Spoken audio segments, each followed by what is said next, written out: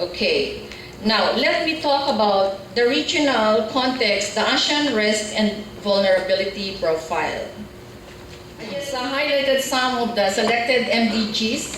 I think everybody knows that the globally endorsed set of development goals, indicators, and targets. Under MDG Goal 1, the proportion of people living less than $1.25 per day fell from 45% in 1990 to 17% in 2008. In achieving universal primary education goal, a region's net enrollment for children of primary school age rose from 92% in 1999 to 95% in 2000. I'm sorry, this is not 1990, in 2000. For MDG Goal 5, improved maternal health, the region's maternal mortality rate improved from 370 to 161 maternal deaths per 100,000 live births, women aged 15 to 48 years. In ensuring environmental sustainability Goal 7, 65 out of every 100 persons have access to improved drinking water against 56% in 1995. In 1990, 37% out of total population in the 7 countries have access to improved sanitation facility, and 20 years later, this gone up to 70%. So 37 up to 70%. And looking more closely, what are the risks and vulnerabilities? One is the aging. Amidst aging population, of course, there are only at least 2 countries, Singapore and Thailand and Vietnam. ASEAN has been the epicenter of disease outbreaks that are public health concerns and resulted in negative social and economic prospects. A more recent scenario points to pandemic influenza in 2009, the H1N1, and the emerging infectious diseases or highly pathogenic emerging disease pandemic influenza, caused by ASEAN governments to allocate scarce financial resources to contain the virus. And the threat of avian influenza remains, with ASEAN countries accounting for 64% of the confirmed human cases worldwide and 79% of the global deaths, and economic losses in the excess of $10 billion. Non-communicable diseases or conditions affecting healthy lifestyles are also increasing in incidence. These include cancer, cardiovascular diseases, chronic respiratory diseases, and diabetes. According to the Lancet 2011, chronic illnesses such as cancer and heart disease caused the death of 2.6 million people, over 60% of all deaths in the region in 2005. And it was extrapolated that there will be an increase of 4.2 million deaths per year by 2030 if no action has been taken to improve the health conditions in ASEAN. Now, let me talk about migration. One of the ASEAN purposes is to facilitate movement of skilled labor and professionals. The reality shows that flow of migrant workers in the region remains at the level of low-skilled workers. I think you and I know this, especially in the Philippines and Indonesia. Migrant workers give a significant contribution to the economic labor market demands of receiving states, and migrant remittance flows have profound impact on the livelihood of people in the sending states at macro and micro levels. Number of women migrant workers, especially in the domestic sector, has grown rapidly in the region. However, workers employed for domestic service are usually not well covered by labor laws. And this is one of the reasons why the instrument for the protection and promotion of the rights of migrant workers is currently being drafted. And a large number of migrant workers are in irregular work, which put them more at risk and vulnerable to exploitation and abuse.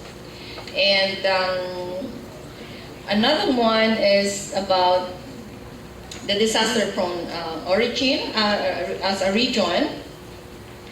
Accordingly, from 2000 to 2009, flood storms, earthquakes, and landslides were amongst the most frequent hazards in the region. These disasters account for 14% of the world total number of disasters during the same period.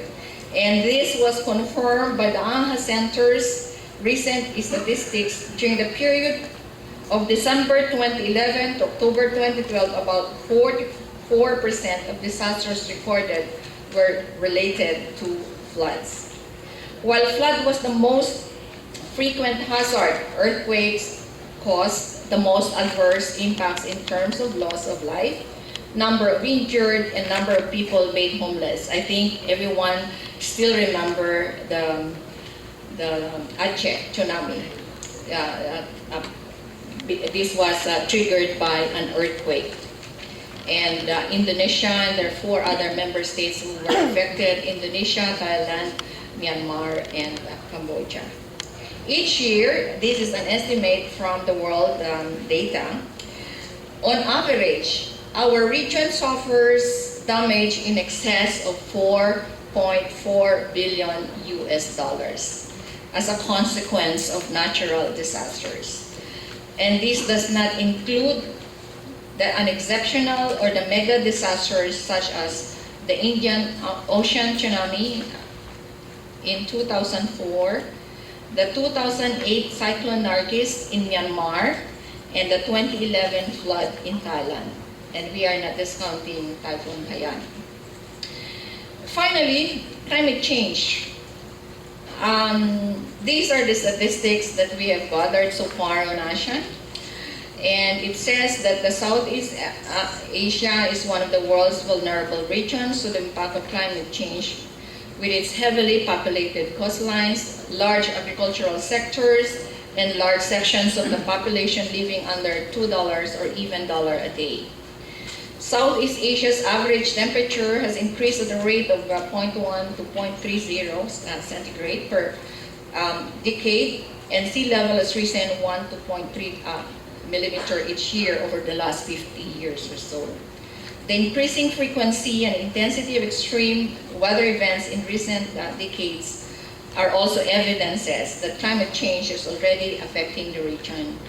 And accordingly, Southeast Asia is likely to suffer more from climate change than the global average in terms of increased frequency and intensity of extreme weather events, declining crop yields, loss of rich forests, damage to coastal resources, increased outbreaks of diseases, and associated economic losses and human suffering. And also, while Southeast Asian countries have made encouraging efforts to build adaptive capacity and resilient communities, much more is needed at the community level. In the 47 years since ASEAN's founding, the region has seen phenomenal political development, economic growth, and social progress. These developments were possible only because ASEAN has sustained a peaceful and sustainable environment in the region. Beyond the region, ASEAN has also reached out to establish dialogue partnerships with Australia, Canada, China, the European Union, India, Japan, South Korea, New Zealand, Russia, and the United States. ASEAN has concluded many agreements with these countries to cooperate in sectors within ASEAN political, economic, and socio-cultural pillars. These agreements affirm the commitment of the ASEAN countries to fully integrate our region with the rest of the global community. The cooperation which ASEAN has developed and the networks we built within and beyond have given a strong basis for us to face current and future challenges. Perhaps one of the most widely recognized accomplishments of community building through an intergovernmental process is the ASEAN Agreement on Disaster Management and Emergency Response, and recognizing that the region is at high risk to natural and human-induced disasters. Adversity is the mother of ingenuity and survival. ASEAN member states have learned that we can only be strong by remaining united against these adversities. ASEAN governments work collectively and with our dialogue partners to enhance our capacities to deal with disasters and other obstacles together. There's no doubt in my mind that the power and advancement in social science research would have a strong influence in community building. Its influence is readily apparent in the crafting of other documents and similar socioeconomic frameworks in ASEAN. Social science research and practice have enhanced our regional governance, administrative and civil service systems, a call for evidence-based findings, results, and achievements, promoted the strengthening statistical and analytical skills and capacities, nurtured a sense of culture of assessment, improved monitoring and evaluation processes, and demand-driven services, introduced standard ISO institutional and work processes, and tools such as balanced scorecards, performance matrix, and results-based management. More recently, the social sciences have shaped the way we define the ASEAN community as not simply an intergovernmental system. It has brought together accountability and posed the boundaries further from declaratory statements into translating this into a policy framework, actionable strategies, and implementation plans. Social sciences already provide vital and essential knowledge to the ASEAN community building process. But as we try to envision what lies ahead, what constitutes our identity, and what norms or principles, faced with challenges that must be addressed now and in the near term. Social science contribution to ASEAN community building lies finding a voice in concordance with the 23rd ASEAN Summit in Brunei Darussalam, issued the Bandar Seri Begawan Declaration on the ASEAN Communities post-2015, with the ASEAN leaders noting the importance of realizing a politically cohesive, economically integrated, socially responsible, and a truly people-oriented, people-centered, and rules-based ASEAN as central elements of a post-2015 vision in the ASEAN community. A set of general principles for the development of the post-2015 vision are as follows. It should be enhancing and consolidating the ASEAN community, since community building is a continual process. It should be enhanced by a forward-looking vision about ASEAN in the future, taking into account the fast-changing realities both within each ASEAN member state as well as in the regional and international landscape. The post-2015 should also take into consideration the ongoing global discourse in formulating the United Nations post-2015 development agenda and the Sustainable Development Agenda. The post-2015 should continue to maintain and enhance peace and stability in the Southeast Asian region and beyond, promoting shared norms and values in interstate relations based on the governing principle of the rule of law. It should also continue to promote common prosperity through enhanced economic integration, not only among ASEAN member states, but in the wider Asia-Pacific region.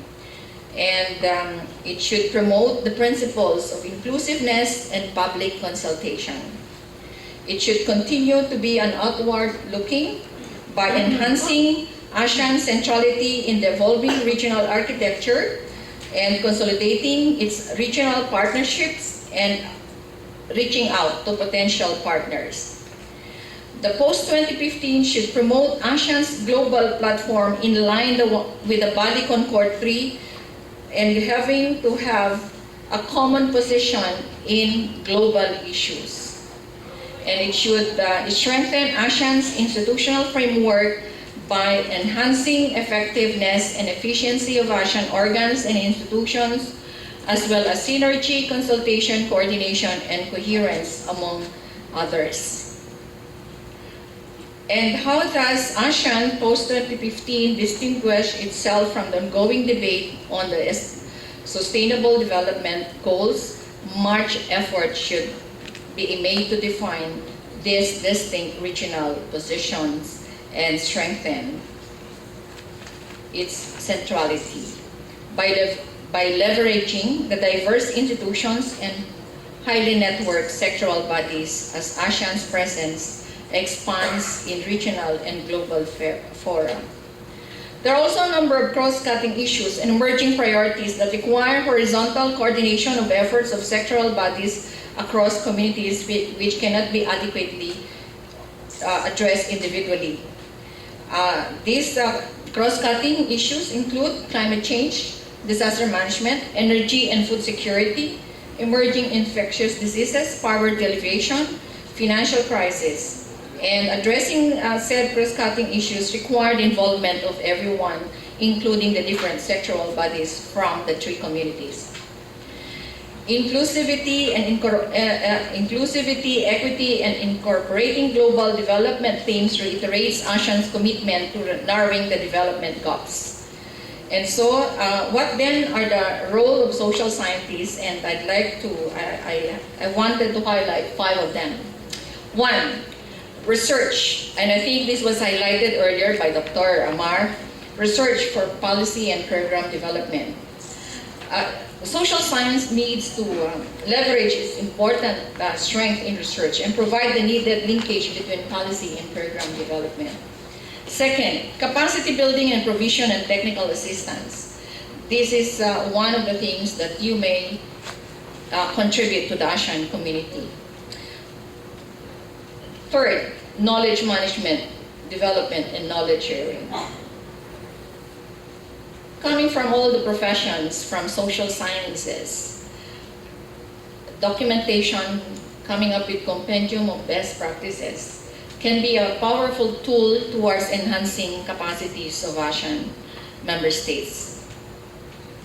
And we need to tap into the use of ICT, the IT.